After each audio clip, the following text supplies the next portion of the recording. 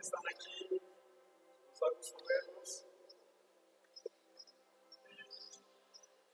Abra su Biblia en Mateo capítulo 1, por favor. Mateo capítulo 1. Vamos a hablar acerca de las raíces, de donde nosotros venimos, que somos.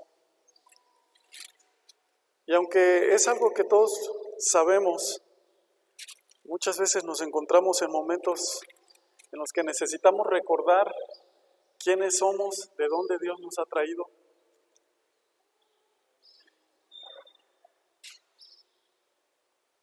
Déjeme ver.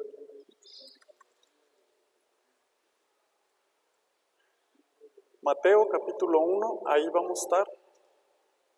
Ahí deje su Biblia cuando habla la Biblia de la genealogía de Jesucristo, el libro de la genealogía de Jesucristo, hijo de David, hijo de Abraham, nada más el primer versículo. Y luego ya habla de todos los antepasados de nuestro Señor Jesucristo. Vamos ahorita hasta Lucas, el Evangelio de Lucas, el que hemos estado o han estado todos leyendo en la congregación. ¿Sí está leyendo o no? Mateo es un evangelio, y en el caso de este hombre, un recaudador de impuestos, que en su libro da a conocer esa intención de sus primeras palabras.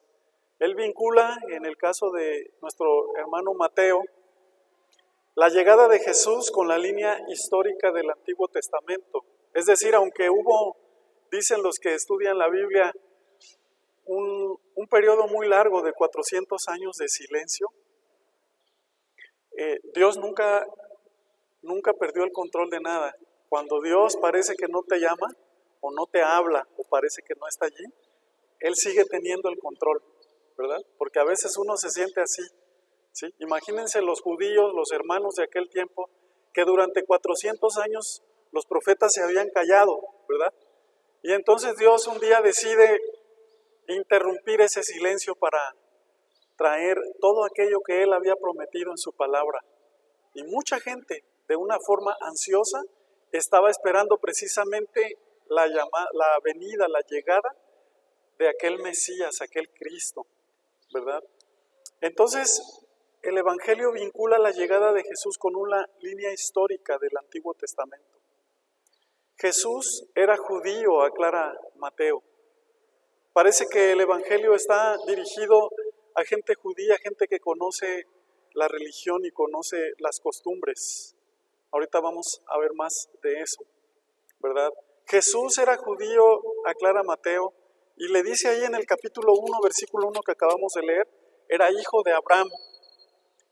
Así que como judíos estaban esperando a un Mesías que descendiera, que tuviera raíces de forma natural en Abraham, ¿verdad? El padre de aquella nación de forma natural, hijo de Abraham. Y no solo era judío en el caso de nuestro Señor Jesucristo, desde el punto de vista natural, sino que también era hijo de un rey, de David, ¿verdad? Los judíos sabían que el Mesías tendría que ser descendiente de David de forma natural. El ciego lo supo, el que gritó, Bartimeo, dijo, Jesús, hijo de David, descendiente de David, ten misericordia de mí. Así que él era hijo del rey David, hijo de David. De allí en adelante vemos que Mateo se dedica a la tarea de fundamentar esa afirmación audaz. Ese Jesús que viene de aquel humilde pueblo de Nazaret, ¿verdad? Es el mismo Mesías que Dios había prometido, el mismo libertador que Dios había dicho desde el Antiguo Testamento. El mismo Cristo, que significa Mesías, que significa ungido, Mesías, ¿sí? Entonces vamos a ver las raíces de Jesús, el árbol genealógico, ahí lo platica el hermano Mateo de una forma muy maravillosa. Todo el mundo, decíamos, especialmente los judíos, estaban esperando impacientes, ¿verdad? Como cuando usted espera la Navidad como cuando usted espera su cumpleaños, felicidades a los que han estado cumpliendo años, como cuando usted espera algo a lo largo de mucho tiempo, de forma ansiosa. Especialmente los judíos habían estado esperando la llegada de ese Mesías. Y se suponía, según ellos, que la llegada de él cambiaría la historia del mundo. Y no lo entendieron. Cuando él llegó lo tenían frente a ellos, pero no lo conocieron. Y sí, la historia cambió, ¿verdad? En un antes y después de Cristo, cuando él llegó. Así que la pregunta sería, ¿podría este hijo de un carpintero ser el rey tan largamente esperado por todas aquellas gentes? ¿Podría ser el rey? Ellos cuestionaron todo el tiempo a Jesús. Le llamaron de muchas formas, pero no le creyeron la mayoría de ellos. Hubo gente que creyó, por supuesto que sí. ¿Sí? Es precisamente que la pregunta es respondida. Por eso Mateo comienza con una genealogía, porque esa pregunta, ¿podría ese hijo de carpintero ser el rey tan largamente esperado? Tenía que ser contestada. ¿A quién? Primeramente a los judíos, porque el Mesías tenía que ser un judío de linaje de Abraham, de forma natural. Y ellos eran muy estudiosos e investigaban. Y por eso Mateo comienza con una genealogía para responder que Jesús sí era descendiente de Abraham, de David. O sea, que está diciendo, Él es el Mesías. Sus raíces estaban allí, pero sabemos que Él es hijo de Dios. Aparte de pensar en las raíces naturales, que por supuesto Dios había puesto sus ojos en el pueblo judío, o puso sus ojos ahí para darles a ellos las promesas. Más adelante en Romanos 9, Pablo dice que las promesas eran de los judíos, refiriéndose a que habían sido hechas a los judíos. Entonces de ahí tenía que nacer el Mesías, de ahí debía tener sus raíces. Y esas genealogías que nosotros encontramos en diferentes partes en la Biblia, cuando hablan de un rey, hijo de fulano de tal, nieto de fulano de tal, ¿verdad? Son listas largas de nombres y muchas veces o pocas veces nos llegan a interesar a todos nosotros. Porque si no estamos involucrados, menos nos interesan. Más bien les interesan a las personas que están involucradas, ¿verdad? En este caso los judíos estaban atentos a esas genealogías. Por supuesto que nos interesa también a nosotros, pero por la fe sabemos que Cristo, ¿verdad?, es el Hijo de Dios, y por supuesto por las Escrituras y por la fe en Él, ahora todos nosotros. Entonces Mateo no comienza con el nacimiento de Jesús como otros evangelios, sino que él retrocede hacia el pasado en búsqueda de sus raíces, ¿verdad? ¿Cuántas veces te has preguntado quién era tu abuelo, tu bisabuelo, tu tatarabuelo, ¿verdad? Quizás un revolucionario, quizás alguien importante en el pasado, por supuesto que sí, importante, pero te preguntas, ¿de dónde viene mi apellido? ¿De dónde soy? ¿Quiénes eran todos los que vivieron antes de mí, los primeros, el abuelo, la abuela fulana de tal? Y uno se emociona pensando en eso, ¿verdad? Dice, esta semana nos tocó ir al seguro con Yuri,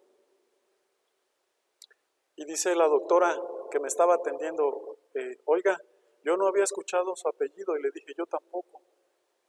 Me dijo, ¿de dónde es? Le dije, bueno, mi papá o sus papás, su papá era de Veracruz, pero después oí que el apellido andaba en Oaxaca y luego otros se fueron más lejos en España y Francia, pero soy más mexicano que nada.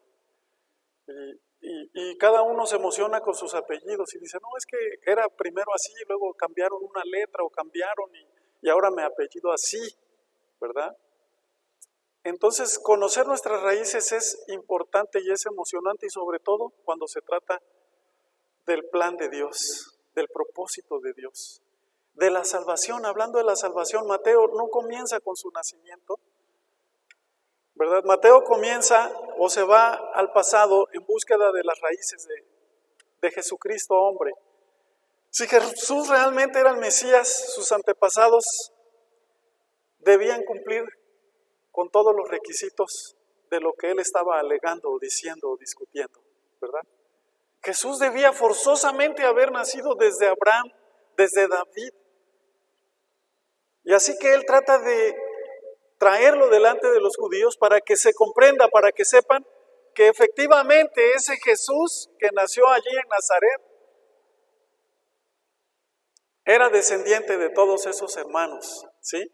Los estudiantes de la historia también saben que los reyes no se autoproclaman reyes, ¿verdad? Nadie necesita autoproclamarse y no lo hacen así, no es válido, sino que cada rey debe pertenecer al linaje real. Por eso en el caso de Jesucristo descendía de David. David fue rey y Dios le prometió que siempre había alguien en el trono y que su reino duraría para siempre. Hablando de nuestro Señor Jesucristo. Así que Jesús no se autoproclamó, él nació de allá, de Abraham, de David. Y pues Jesús es Dios, por supuesto, ¿sí? Entonces, Mateo traza desde esa estirpe de Jesús hasta llegar al padre de la raza judía, que fue Abraham, ¿sí? El primero en recibir la promesa de Mesías, precisamente, Abraham. Y luego hasta llegar al gran rey de los judíos que acabamos de mencionar, hasta David, para decirle a todos aquellos señores que el Rey de Reyes había llegado a la tierra, que aquel que iba a cambiar la historia, aquel libertador, aquel redentor, había o estaba naciendo. Ese mensaje le había encargado Dios a Mateo, un recaudador de impuestos. ¿Cómo Dios está utilizando a ese hombre, verdad? Dios ocupa a todos nosotros dentro de nuestro hacer. No importa lo que tú hagas, Dios te ocupa, te quiere ocupar en lo que tú estés trabajando, en tu hacer, ¿sí? Vamos a ver Efesios 1:13 que leímos la semana pasada. Yo lo voy a leer en otra versión. Efesios 1:12, Pablo le está hablando a los judíos. Pero Efesios 1:13, cuando empieza a leerlo, nos habla a nosotros. Aunque todas las promesas que Dios hace también nos las hace, por supuesto, a nosotros. Ahora somos herederos y coherederos con Cristo, no solo los señores judíos de todas las naciones, dice la Biblia. ¿Sí tiene Efesios 1? Mire, el 12 dice, a fin de que seamos para alabanza de su gloria. Está hablando Pablo a los judíos. Nosotros, dice Pablo, o sea, los judíos, los que primeramente esperábamos en Cristo. Pero después en el versículo 13, al llegar allí, habla de todos los gentiles. En él también ustedes, ya le está hablando a los de Éfeso. ¿Quiénes eran los de Éfeso? Se convirtió en una provincia romana, no judía, era una provincia gentil. Primero dice que ellos esperaban en Cristo, pero también ustedes, dice en el versículo 13, en él también ustedes, o sea, no solamente los judíos que creyeron en Cristo, sino también los que no son judíos y creen en Cristo, habiendo oído la palabra de verdad, el evangelio de vuestra salvación, y habiendo creído en él fuisteis sellados con el Espíritu Santo de la promesa, que es las arras de nuestra herencia, hasta la redención de la posesión adquirida para alabanza de su gloria. Se lo voy a leer en otra versión. Y ahora ustedes, los gentiles, también han oído la verdad, la buena noticia de que Dios salva. ¿Cuántos saben que Dios salva? Y nos ha salvado a nosotros. Además, cuando creyeron en Cristo, Dios los identificó como suyos. ¿A quiénes? A todos nosotros, aunque no nacimos allá en lo que llaman Tierra Santa. A nosotros, ¿verdad? Dice la palabra de Dios, nos identificó como suyos al darnos el Espíritu Santo, el cual había prometido tiempo atrás. El Espíritu es la garantía que tenemos de parte de Dios de que nos dará la herencia que nos prometió. No solo se las prometió a los que nacieron allá, sino a los que creen en Él, ¿verdad? nos prometió la herencia y el Espíritu Santo es esa garantía. Es como un anticipo de todo lo que Dios nos ha de dar mientras estamos aquí y cuando ya no estemos aquí. Es la garantía, el Espíritu que tenemos de parte de Dios de que nos dará la herencia que nos prometió y de que nos ha comprado para que seamos su pueblo. ¿Cuántos han sido comprados? Y ustedes pueden decir, solo los judíos son su pueblo. No, escuche, Dios de todos, de todas las naciones, hizo un solo pueblo. Por medio de la sangre de Cristo derribó lo que nos separaba, dice la Escritura más adelante en Efesios capítulo 2. Pero sigue diciendo allí que Dios nos ha comprado para que seamos su pueblo. Dios hizo todo esto para que nosotros le diéramos gloria y alabanza. Dice la versión Reina Valera, para alabanza de la gloria de su gracia, o para su alabanza. Así que ahora somos su pueblo. Esas son nuestras raíces. Estamos hablando de nuestras raíces. Nuestro apellido, decía una página en internet, escribe aquí tu apellido para ver si eres judío o eres descendiente de judío, ¿verdad? Bueno, puede ser descendiente de Oaxaca, de Chiapas, de Canadá, de Perú, de quién sabe dónde. Y puedes decir, yo tengo allí mis raíces, pero lo que yo quiero destacar esta mañana, gracias hermano, muchas gracias, es que tú vienes de Cristo, ¿sí? Tus raíces están en Cristo Jesús al recibirle como tu Señor y Salvador. Al abrirle tu corazón, al creer en Él, Él te dio la potestad, el derecho, la autoridad de convertirte en su hijo. Esas son tus raíces. Independientemente de tu hacer, Dios va a ocupar tu hacer y también va a ocupar tu apellido y va a ocupar todo lo que tú tienes y lo que tú haces. Porque ahora eres su hijo, tu vida le pertenece a Dios. Esas son nuestras raíces. Y no nos estamos autoproclamando, ¿verdad? Que tenemos o somos de linaje real, como dice la gente, de sangre azul, ¿verdad? No, dice la Escritura en Apocalipsis 1:6 que Dios nos ha hecho reyes y sacerdotes para Dios su Padre, que Jesucristo nos ha hecho reyes y sacerdotes. Así es, no nos autoproclamamos, es algo que Dios dice en su palabra. ¿Alguien me ayuda a leer Primera de Pedro 2:9? Si se lo sabe de memoria, Primera de Pedro 2:9. Mas vosotros sois linaje escogido. ¿Alguien lo lee fuerte? Nación santa, real sacerdocio, pueblo adquirido por Dios, para que anunciéis las virtudes de aquel que los llamó de las tinieblas a su luz admirable, a la luz admirable de Jesucristo. ¿Sí lo encontró? Primera de Pedro 2:9, ¿sí es ese? Allí están nuestras raíces. Pedro escribe una carta universal para todos los que están sufriendo en aquel tiempo. Y les está diciendo, aprendan a vivir en medio del sufrimiento. Ese sufrimiento no se compara con nada, con la gloria, como dijo Pablo, que nos espera, ¿verdad?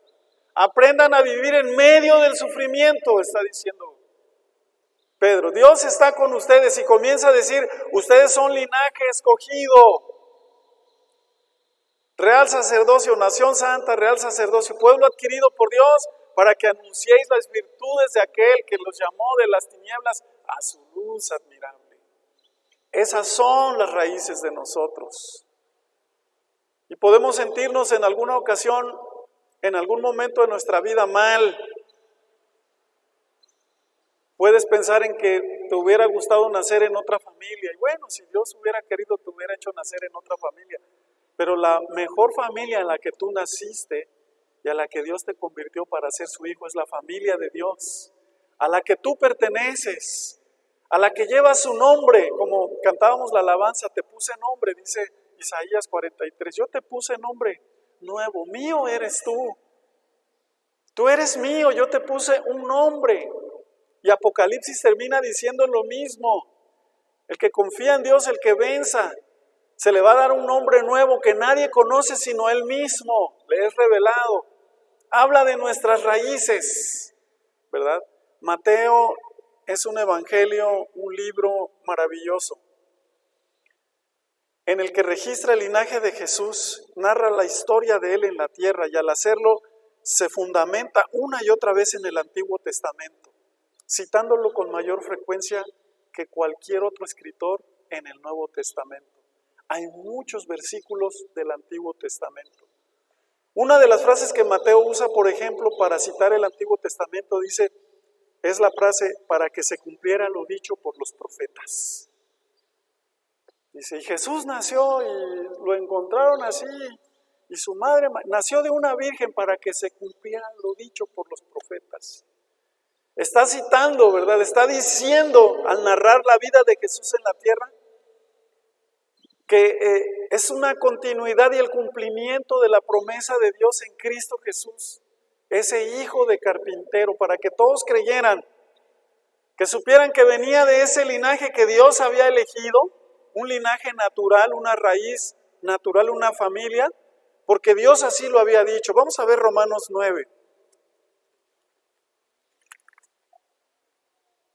Romanos capítulo 9. Hoy yo lo tengo aquí.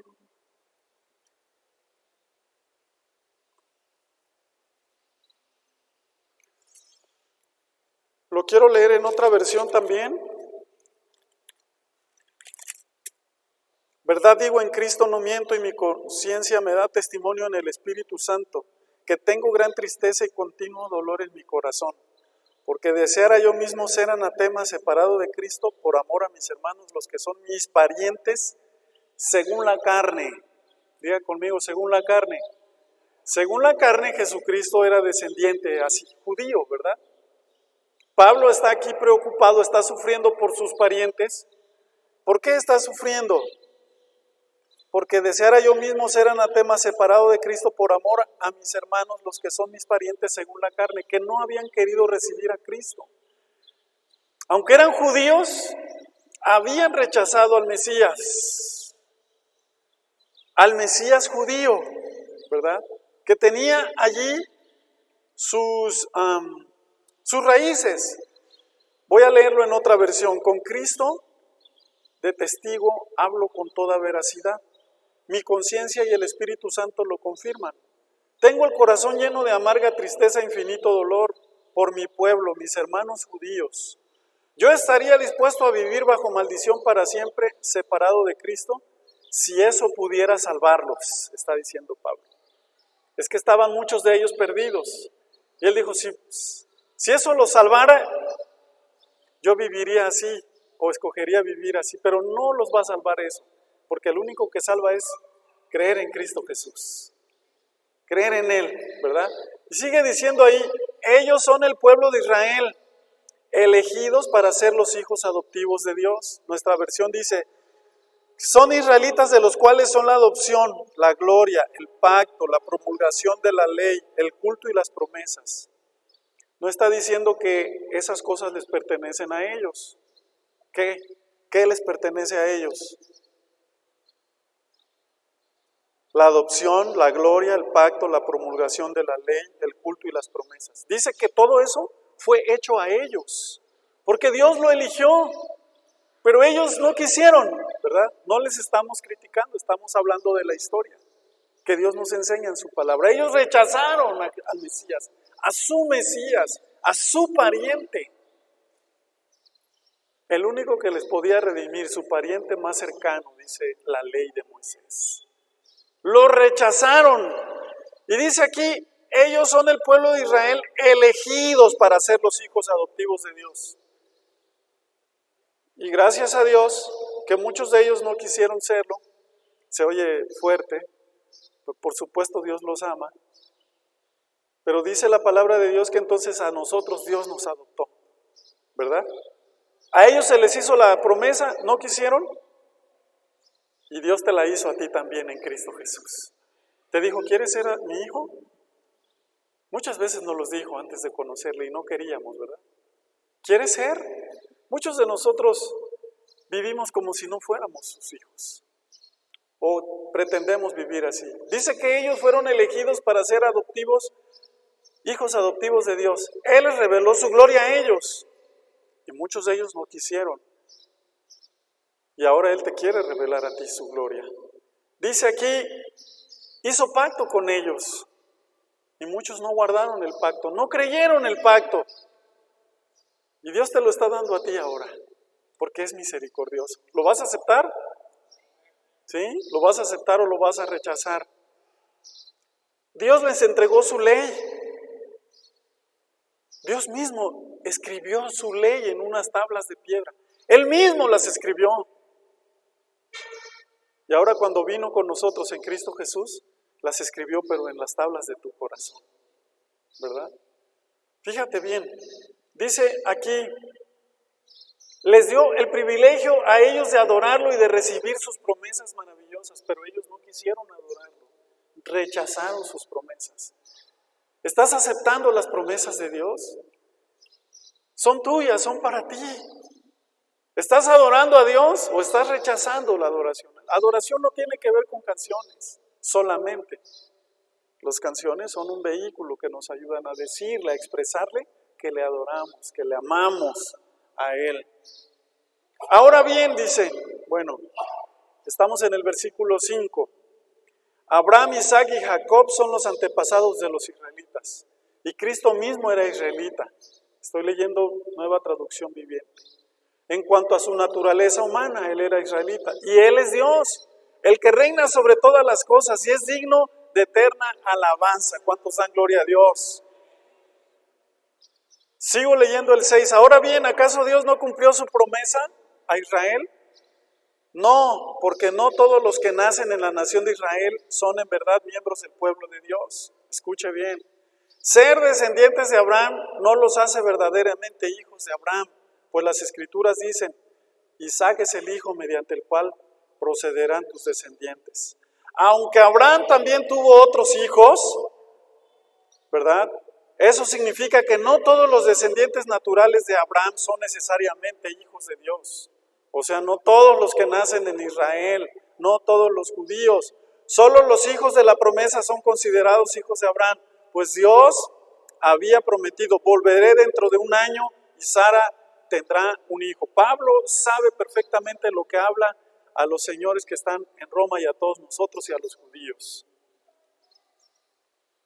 Está diciéndonos que somos el pueblo de Dios, que tenemos las raíces en Él, que no se nos ve, ¿verdad? Tú voltea a ver al que está a tu lado y completamente mexicano, ¿verdad? Con todo el orgullo que es. ¿Cuántos están orgullosos de ser mexicanos? Y de ser guayaberos, como dicen, ¿sí? Los que nacieron en Morelos. Estamos orgullosos de haber nacido donde hemos nacido, pero estamos agradecidos con Dios porque Él nos ha hecho sus hijos. Ahí hemos sido plantados, allí hemos sido injertados, hemos sido adoptados, hijos suyos, dice la Escritura, ¿verdad? Ese hijo, dice el versículo 10 de Romanos 9, en la versión que tengo. Ese hijo fue nuestro antepasado Isaac, cuando se casó con Rebeca, ella dio a luz mellizos. Sin embargo, antes de que nacieran, antes de que pudieran hacer algo bueno o malo, ella recibió un mensaje de Dios desde antes que nacieran.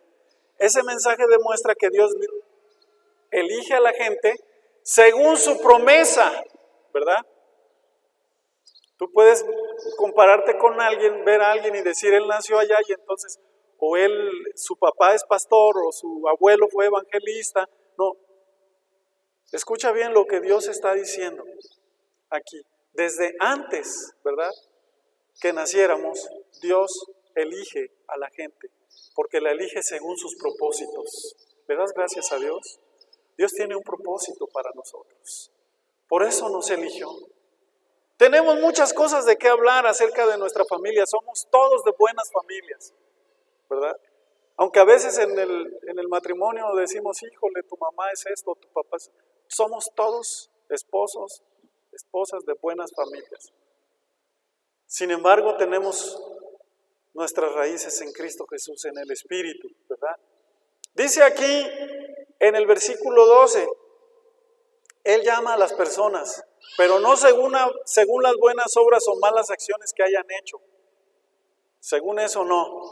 Se le dijo, tu hijo mayor servirá a tu hijo menor, y todavía ni nacían. Como dicen las Escrituras, amé a Jacob, pero rechacé a Esaú. ¿Está haciendo malo Dios? Dice Pablo. Está hablando aquí de la doctrina de la elección, donde Él elige según un propósito que tiene para tu vida. No tiene que ver absolutamente nada. Qué bueno que te dedicas a hacer algo, eres bueno quizás para los negocios, eres bueno para algún trabajo, tienes un hacer en la vida, pero lo más importante, tienes un ser, eres hijo de Dios. A lo que te dediques, Dios tiene un propósito para tu vida. Dios va a ocupar todo. Dice aquí el 14, ¿estamos diciendo entonces que Dios fue injusto? Por supuesto que no. Pues Dios le dijo a Moisés, tendré misericordia de quien yo quiera. ¿Cómo dice tu Biblia? Dios tiene misericordia de quien Él quiere tener misericordia, ¿verdad? Y mostraré compasión con quien yo quiera. Así es Dios. Di conmigo, gracias Señor, porque tuviste misericordia de mí. ¿Por qué no a el otro, al que estaba cerca de ti? Porque Dios te eligió a ti, porque tiene un propósito en la vida. No tiene nada que ver con si hiciste o no hiciste, malo o bueno, sino con su propósito, su elección. Él es Dios. Él tiene misericordia de quien Él quiere tener misericordia. Dice, por lo tanto, el 16, es Dios quien decide tener misericordia. No depende de nuestro deseo ni de nuestro esfuerzo. ¿Le da gracias a Dios por eso? Qué bueno que te esfuerces. Qué bueno que desees y que tengas buenos deseos, pero no depende. Su misericordia no depende de que te esfuerces o que tengas buenos deseos. Su misericordia depende de Él mismo. Él tuvo misericordia de ti solo porque te amó, porque te miró, como dice la alabanza esta mañana y dice la palabra, eres como la niña de mis ojos, ¿verdad? ¿Cómo protegemos y cómo Dios dio honor a esos ojos que tenemos, ¿verdad? Que pueden ver. Y si nos está diciendo que somos la niña de sus ojos, está diciendo que podemos ver lo que Él ve, como Él ve. Él tuvo misericordia de nosotros, dice, ¿verdad? El 17, pues las Escrituras cuentan que Dios le dijo a Faraón, te he designado con el propósito específico de exhibir mi poder en ti y dar a conocer mi fama por toda la tierra. Fue un instrumento para dar testimonio del poder de Dios sin conocerlo, Faraón. Endureció su corazón Dios y él dijo, voy a tener misericordia de mi pueblo.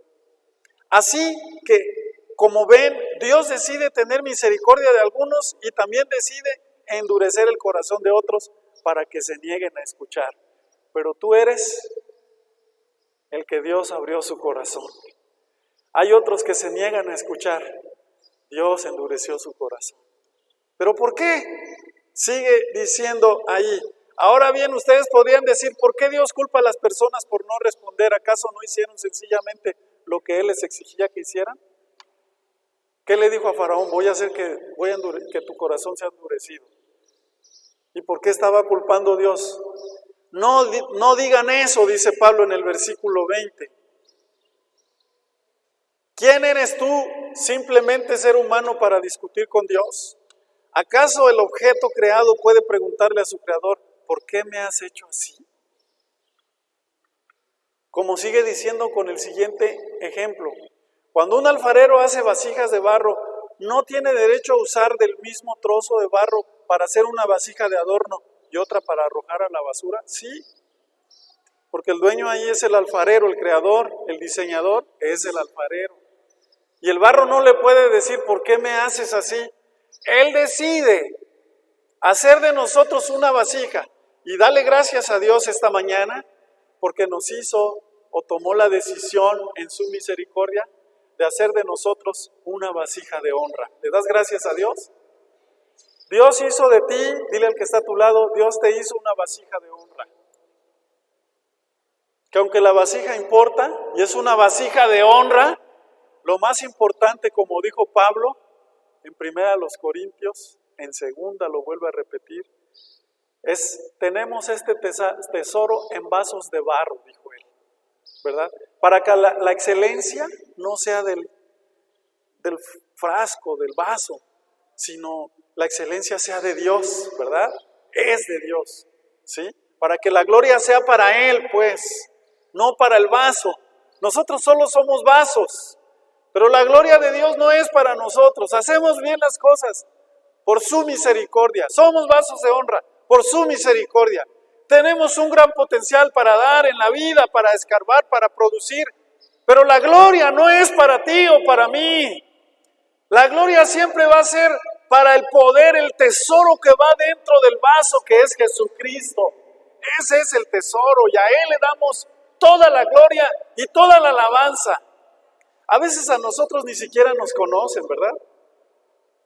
A veces a nosotros ni nos voltean a ver cuando hacemos algo, pero lo que más nos importa es que la gloria sea para Dios. ¿Cuántos dicen amén? A veces ni siquiera tenemos el tipo de personas como de vasos de honra, ¿verdad? Y la gente nos mira como alguien común, pero quiero que sepas que aunque eres un vaso frágil, un vaso de honra, puede ser un vaso común, pero de honra, tienes un tesoro dentro de ti y se llama Cristo, ¿verdad? A veces podemos pasar desapercibidos en medio de un grupo social y a veces la gente nos puede mirar y nos puede decir tantas cosas o desvalorizarnos, pero somos hijos de Dios, nuestras raíces están en Él.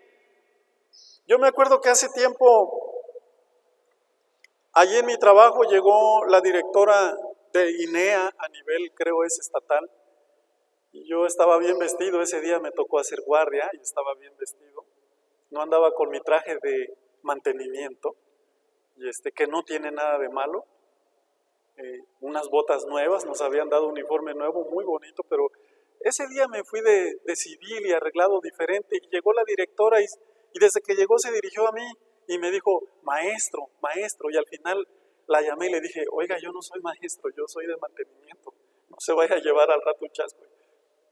Y nos puede ver la gente así, yo sé que soy un hijo de Dios, no tiene nada de malo ser de mantenimiento, siempre he pensado.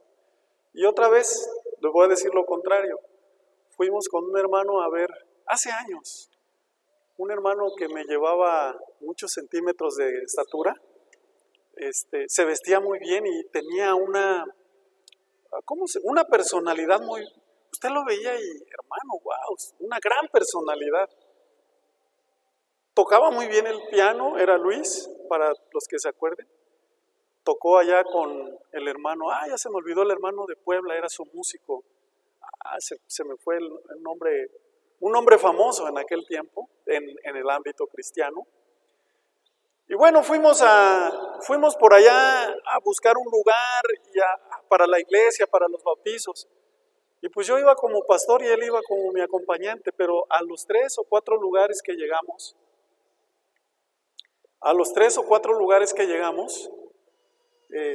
pues yo como pastor me quería presentar y quería decir, oiga, vení, represento una iglesia y queremos el lugar. Todos se dirigían a Luis,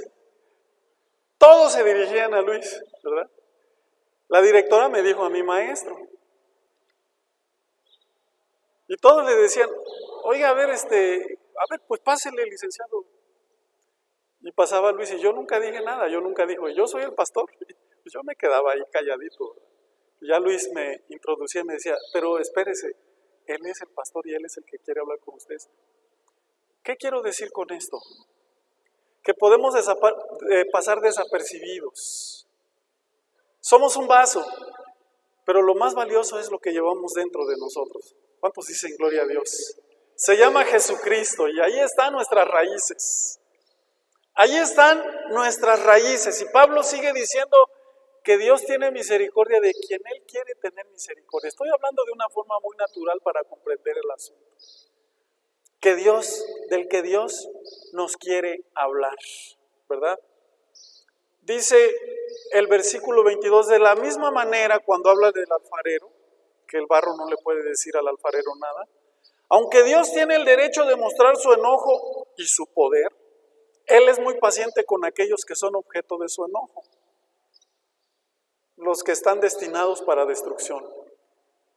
O sea, Dios es paciente con todos. Diga conmigo, Dios es paciente con todos.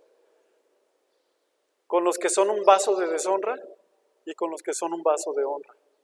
No es que Dios sea malo, Dios les da la oportunidad de creer. A Faraón tuvo la oportunidad de ver el poder de Dios.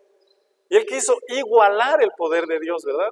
Cuando llegó Moisés, con su vara se convirtió en una víbora, ¿verdad? Él quiso igualar el poder de Dios. Los brujos también hicieron lo mismo. ¿Pero qué fue lo que hizo la serpiente de Moisés? Bueno, la vara de Moisés se comió a las otras serpientes. Dios está diciendo, mi poder es más grande. Dios le estaba dando oportunidad a Faraón, pero él no quiso. Le estaba dando misericordia también, como a nosotros.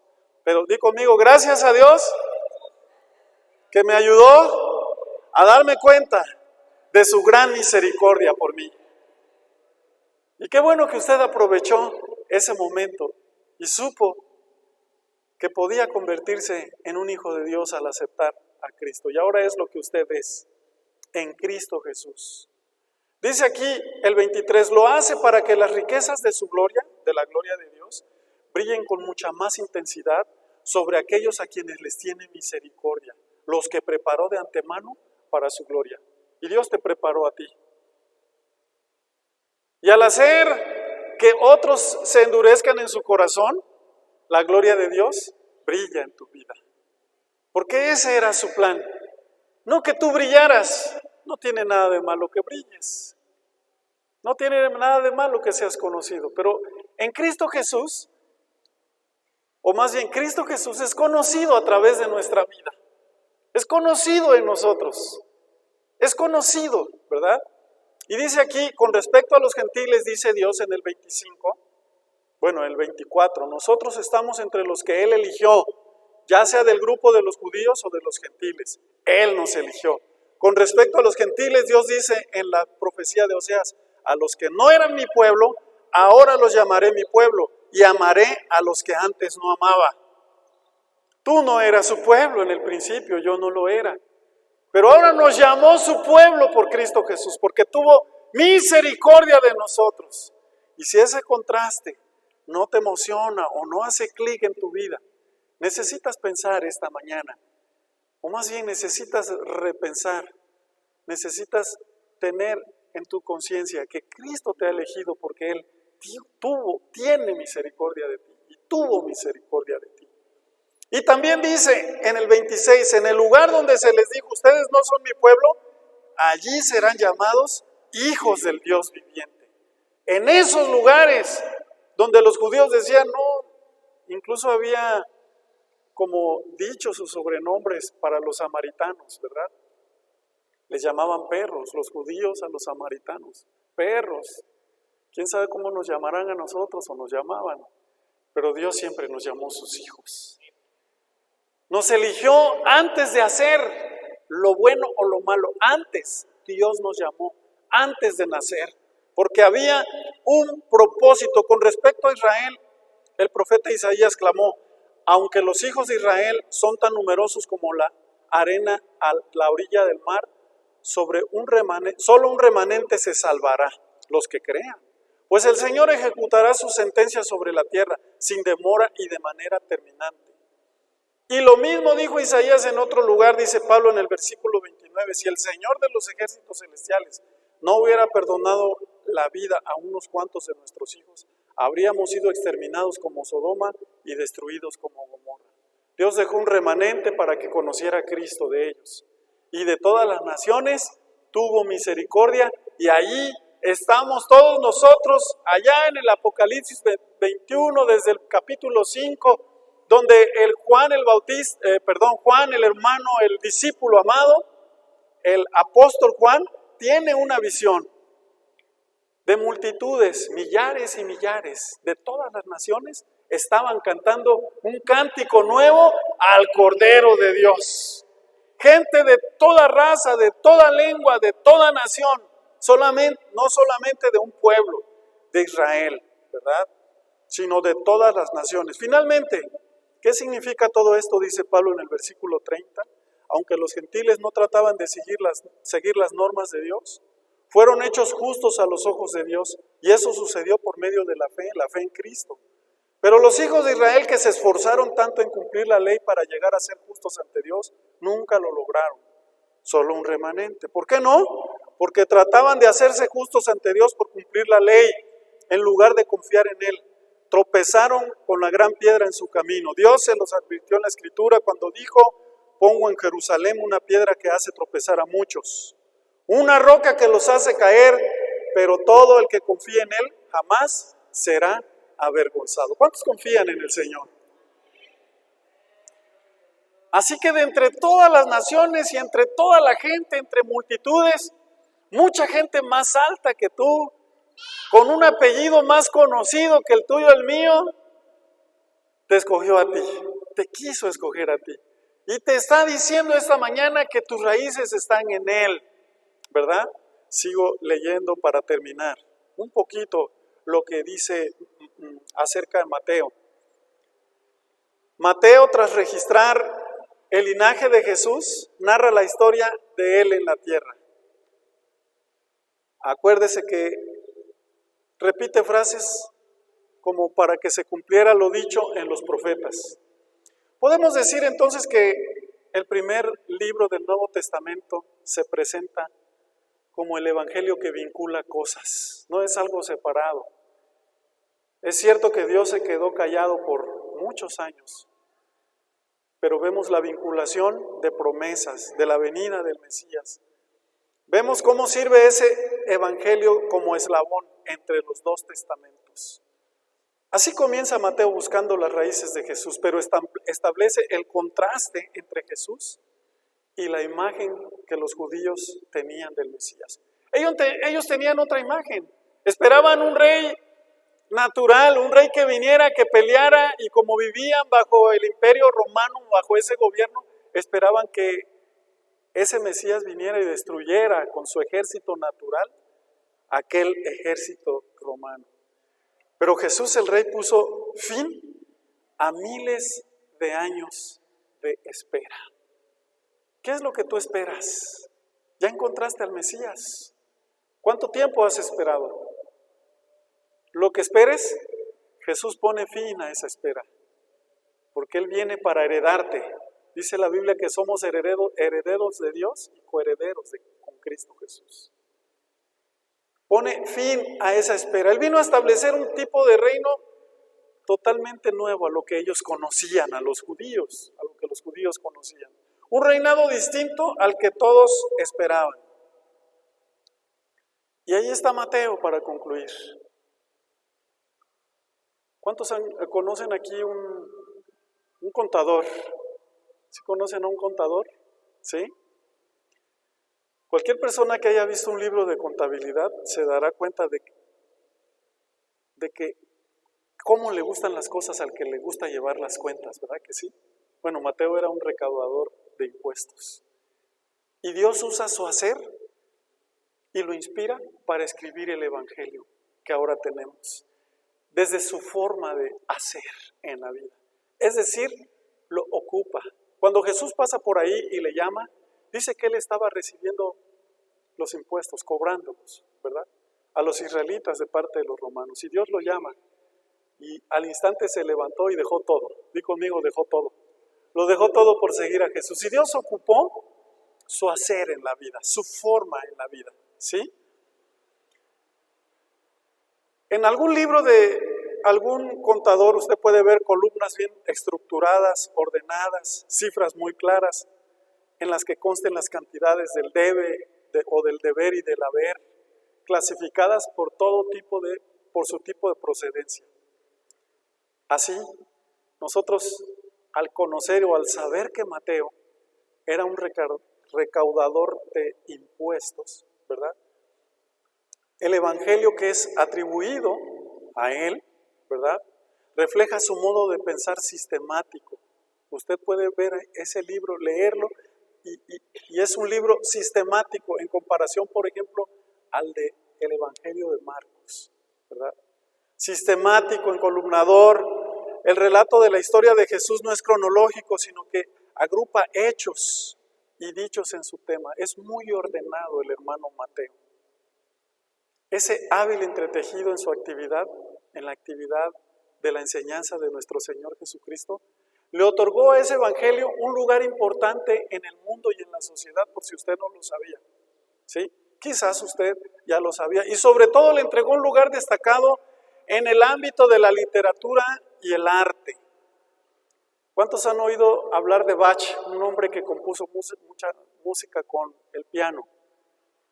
J.S. Bach, Johann Sebastian Bach, ¿sí? Bach, ok, así está escrito Bach, ¿verdad? Y fíjense que él compone, yo estaba oyendo precisamente en la mañana, una de sus composiciones es la pasión de Cristo, según San Mateo, ¿sí? Y como a lo que me estoy refiriendo ahora es al hacer de Mateo. Dios ocupó su vida, su trabajo, ¿sí? Para que otros fueran atraídos. Un hombre como Bach, ¿sí? Fue atraído al evangelio por la forma en que está estructurado. Así que muchos artistas, desde, como le llaman ahora los educadores, la inteligencia musical, ¿verdad? O los pedagogos o los psicólogos, son atraídos por libros o por obras bien estructuradas, y en este caso muchos artistas fueron atraídos en el caso de este músico, ¿sí? Y muchos le dan la gloria a Dios al ver el importante libro, solo como un libro. Por eso es importante que nosotros estemos leyendo, porque aprendemos de nuestras raíces, aprendemos a saber quiénes somos y lo que hemos heredado en Cristo Jesús. Aprendemos si esos hombres que Dios no ha permitido que reciban, o que no permitió que reciban a Cristo, fueron atraídos. Imagínese usted. Si usted no está siendo atraído por la Escritura o yo, significa que algo anda mal. Significa que lo que usted cantó esta mañana era mentira. Usted le dijo, te amo más que a mi vida. Y se oía bien bonito, ¿verdad? Te amo más que a mi vida. Significa que si usted no ha caído, atrapado en los lazos de la palabra de Dios, en Mateo, Marcos, Lucas, hasta donde vamos, después Juan, Hechos, quiere decir que algo anda mal, que solamente usted está cantando, pero que no está entendiendo sus raíces, que no está entendiendo de qué se trata el asunto.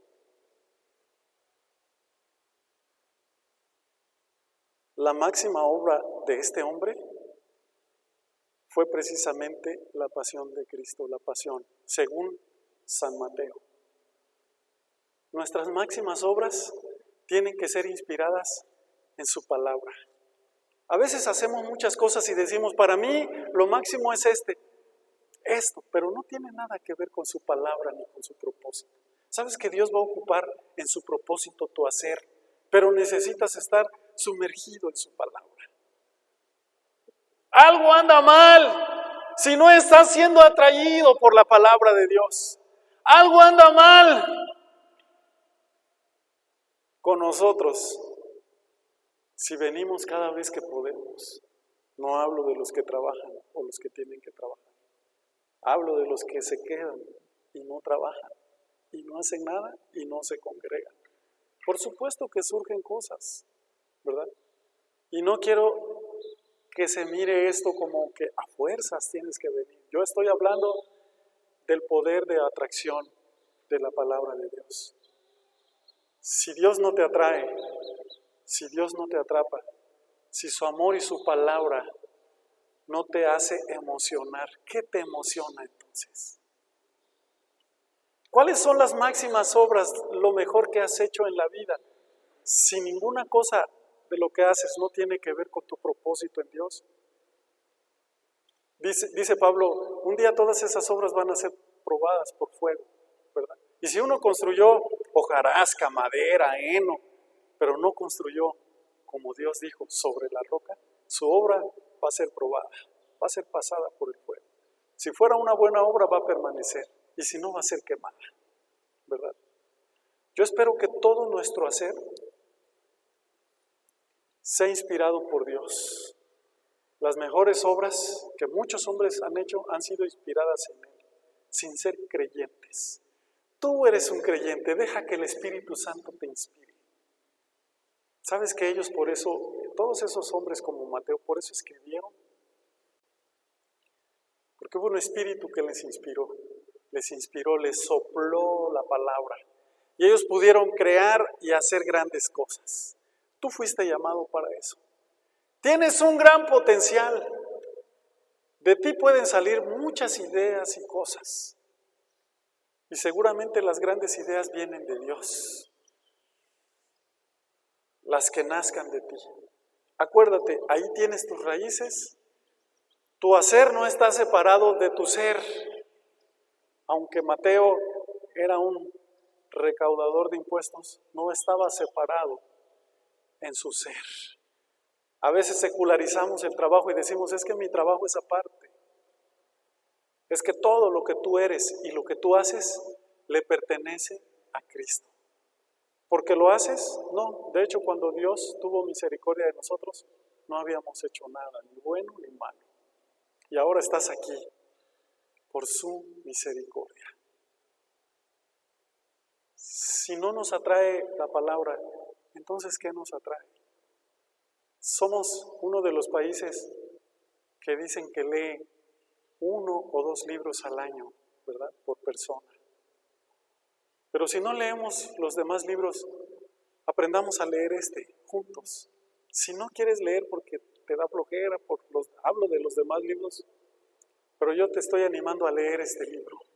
Léelo. Jesucristo les dijo, escudriñen lo que dice aquí. San Juan 5, 39. Escudriñen. Las escrituras, dijo él, son las que dan testimonio de mí. Escudriñen porque a ustedes les parece que en ellas se encuentra la vida eterna. Y ellas son las que dan testimonio de mí.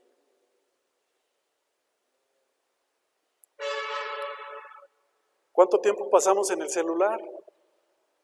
Por trabajo, está bien. Lo necesitamos, ¿verdad? Ahora es una herramienta de trabajo. Yuri me llama, mis hijos, la iglesia, el trabajo, hasta en el trabajo, dentro del lugar donde yo trabajo, me mandan mensajes. Antes había ¿cómo se le llama? Un altavoz, así arriba en medio, como en los pueblos, y decían, señor Martín, lo requieren en dirección. Y ahí va corriendo Martín, se oía todo el plantel. Y ahora ya nada más me mandan un mensajito, ¿puedes bajar por favor?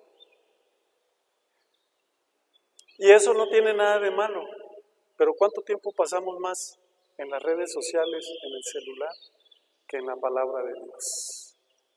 Bueno, para que dejes de caer tanto en tantas tentaciones, descarga tu Biblia ahí en el celular, ¿verdad? Pasa tiempo en el celular, leyendo la palabra de Dios. Y a mí cuando dejo de leer la Biblia en mi celular, me llega un mensaje y me dice, Martín, no has leído la Biblia. En el celular tenemos acá, o la computadora, pero me llega el mensaje de la Biblia y dice, no has leído la Biblia, te has perdido esto y esto y esto. Digo, ay caray, pero sí he abierto mi celular. Se necesitan Mateos esta mañana. Mateos que digan, yo quiero saber, yo quiero estudiar. ¿Quién es Cristo? ¿Qué es lo que hizo por mí? ¿Qué hizo para mí? Se necesitan Mateos que regalen su vida a Dios. Mateos que están ocupados en un trabajo y que cuando Cristo les llama y les dice, sígueme. ¿Qué hizo Mateo? Al instante dejó todo y le siguió. ¿Qué dejó? Por eso estás aquí esta mañana, porque ¿dejaste qué? ¿Qué dejaste? Bueno, pero también el lunes hay que dejar todo. Y no hablo de todo el día, hablo de un ratito. ¿Cuántos tienen un ratito? ¿Al día? ¿Sí? ¿Sí tienen un rato al día? ¿Para Dios? ¿Sí? Qué difícil puede convertirse, sobre todo ahora en esta era. Póngase de pie. Y Dios anda buscando Mateos que quieran saber o conocer sus raíces y que al instante lo dejen todo. ¿Cuándo? Al instante. Al instante significa, oye, ¿me puedes ir a traer esto? Claro que sí voy, al instante. Eliseo fue llamado por Elías y le dijo, oye, espérame, deja que haga unas cosas y voy a despedirme de los míos. Y dijo Elías, no, tienes que seguirme ahorita mismo. Es que tengo unas yuntas de bueyes y tengo trabajadores y tengo tierras. Y dijo, órale. Y le siguió, ¿verdad? Le siguió tanto Eliseo a Elías que Elías ya no lo aguantaba, ¿verdad? Y le dijo, quédate aquí, Dios me dijo que me fuera para allá. Y vive Jehová y vive tu alma que no te dejaré. Imagínate que así fuéramos con el Señor. Que Dios diga, ya Martín, ya déjame, todo el tiempo estás ahí. Que tú tengas una respuesta como la tuvo Eliseo, vive tu alma, que no te deje. Vive mi alma, tu alma, la tuya, la de que sea, que no te voy a dejar. Dios quiere que al instante lo hagamos. Hay cosas que Dios desea que se hagan al instante, como seguirlo. Seguirlo requiere dejarlo todo y hacerlo al instante. ¿Lo quieres seguir? ¿Conmigo? ¿Cuántos lo quieren seguir? ¿Cuántos quieren dejarlo todo? ¿Y cuántos quieren seguir conociendo al Mesías? Ese Mesías que fue rechazado. Cierre sus ojos solo para concentrarnos.